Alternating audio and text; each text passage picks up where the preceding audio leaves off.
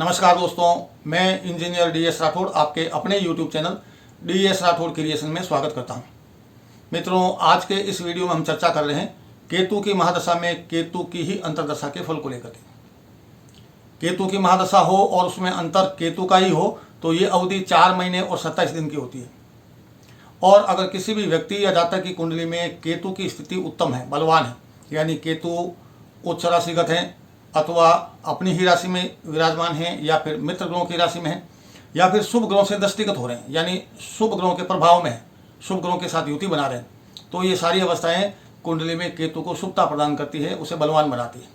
और अगर ये स्थिति है कुंडली में तो निश्चित रूप से केतु की महादशा में केतु की अंतर्दशा आने पर जातक को अनेक प्रकार के मध्यम शुभ फलों की प्राप्ति होती है। जातक को धन का सीमित लाभ होता है, पशुधन और भूमि से लाभ की प्राप्ति होती है। जातक जिस काम में अग्रसर है उस काम में उसको प्रगति मिलती है, उसे यश और कीर्ति की प्राप्ति होती है।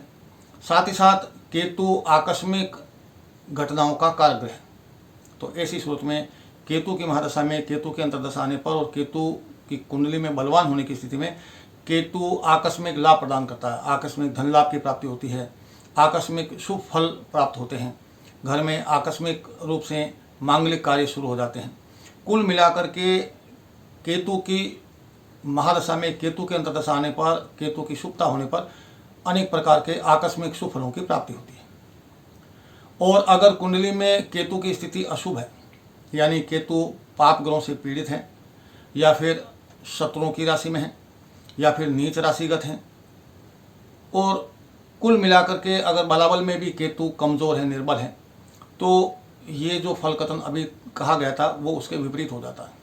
यानी अगर केतु की महादशा में केतु की अंतर्दशा हो और केतु कुंडली में निर्बल हो, अशुभ हो, तो जातक जीविकोपार्जन के साधन तक नहीं जुटा पाता है, नौकरी नहीं मिलती है, और अगर नौकरी मिल भी जाती है तो छूट जाती है, और अथक परिश्रम करके अपना जीविकोपार्जन कर पाता बड़ी मुश्किल से। साथ ही साथ जातक को अनेक प्रकार के पशुओं का भय बना रहता है, विशेषकर कुत्ते, गाय, बैल आदि से दुर्घटना होने की आशंका बनी रहती है। साथ ही साथ अगर ये दशा बचपन में आ जाए तो जातक को विषाणु या कीटाणु जनित बीमारियां जैसे चेचक, हैजा, इस तरह के रोगों से ग्रस्त होने की स्थिति बनती है। और किसी निकट संबंधी के निधन की वजह से भी जातक को संताप झेलना पड़ता है। जातक एक दुख से पीछा छुड़ाता नहीं है कि दूसरा दुख उपस्थित हो जाता है, दूसरा दुख उसके सामने हाजिर हो जाता है।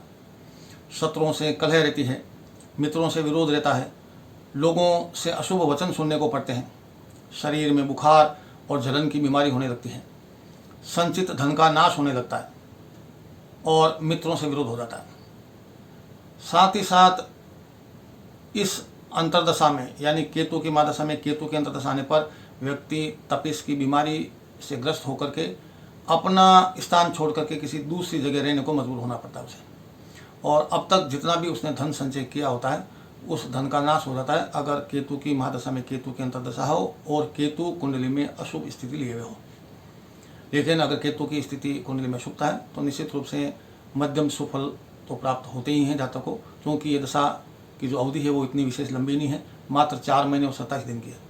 तो दोस्तों, ये था केतु की महादशा में केतु की अंतर्दशा का फल। मिलते हैं अगले वीडियो में। आज इस वीडियो के आखिर तक बने रहने के लिए मैं आपका बहुत बहुत आभार प्रकट करता हूँ। तब तक के लिए नमस्कार, जय हिंद, वंदे मातरम।